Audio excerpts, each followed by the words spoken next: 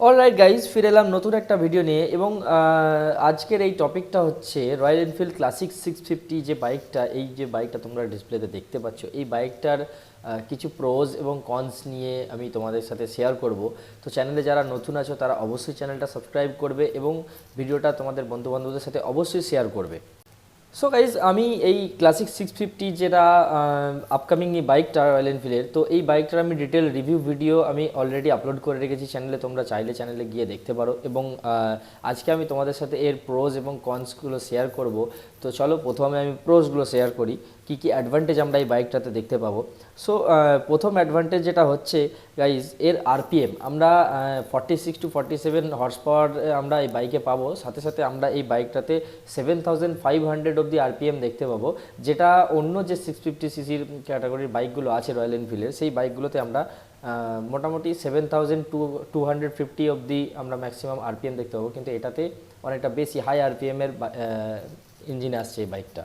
এবং guys, second advantage যেটা হচ্ছে অ্যাপ্রক্স 15 লিটার আমরা ফিউল ট্যাঙ্ক দেখতে পাবো। সুপার মেটিওর 650 যেটা আছে সেটাতে আমরা 15.7 লিটারের ফিউল ট্যাঙ্ক দেখতে পাবো। তো ওইটা সবথেকে বেশি ক্যাপাসিটি দেওয়া আছে, কিন্তু এটা টপ না হলেও মোটামুটি একটা ভালো আমার পছন্দ হয়েছে। তোমাদের কি মতামত? 15 লিটার ফিউল ট্যাঙ্ক তোমাদের পছন্দ হয়েছে কিনা সেটা তোমরা অবশ্যই কমেন্টে জানাবে। এবং গাইজ, থার্ড হচ্ছে যে অ্যাডভান্টেজটা, সেটা হচ্ছে গাইজ অ্যাডজাস্টেবল ক্লাচ এবং ব্রেক লিভার আমরা দেখতে পাবো এই বাইকটিতে, যেটা এই ক্যাটাগরি অন্য কোনো বাইকেতে আমরা দেখতে পাবো না।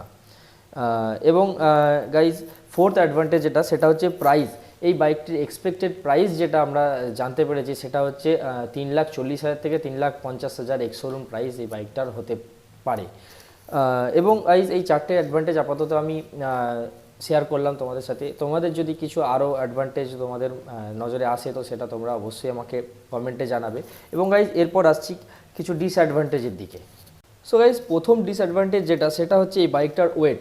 এই বাইকটার ওয়েট হতে পারে 243 কেজিস, যেটা অনেকটাই বেশি।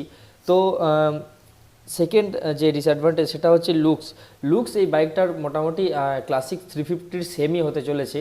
কোনো চেঞ্জ আমি এখনও পর্যন্ত দেখতে পাচ্ছি না, হয়তো কিছু আপগ্রেড আছে। তো তাছাড়া ইঞ্জিন বড়, কিন্তু মোটামুটি লুক তোমরা যেটা দেখতে পাচ্ছ, দেখো যে ক্লাসিক 350-র প্রায় সেম।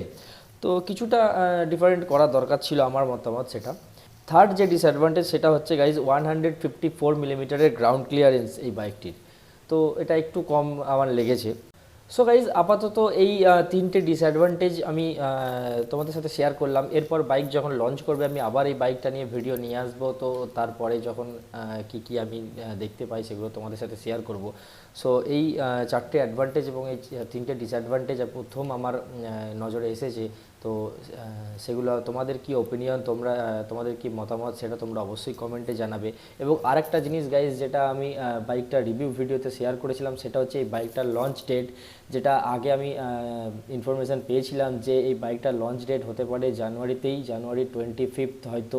তো এবং গতকাল আমি যে মানে রিসেন্ট আমি যে ইনফরমেশানটা পেলাম সেটা হচ্ছে সম্ভবত এই বাইকটা মার্চে লঞ্চ করতে পারে। তো ডেট হয়তো পিছিয়ে দেওয়া হয়েছে, এরকম কিছু ব্যাপার হতে পারে। তো এই ইনফরমেশানটা কতটা ঠিক বা কতটা ভুল তোমরা অবশ্যই কমেন্টে আমাকে একটু জানিও।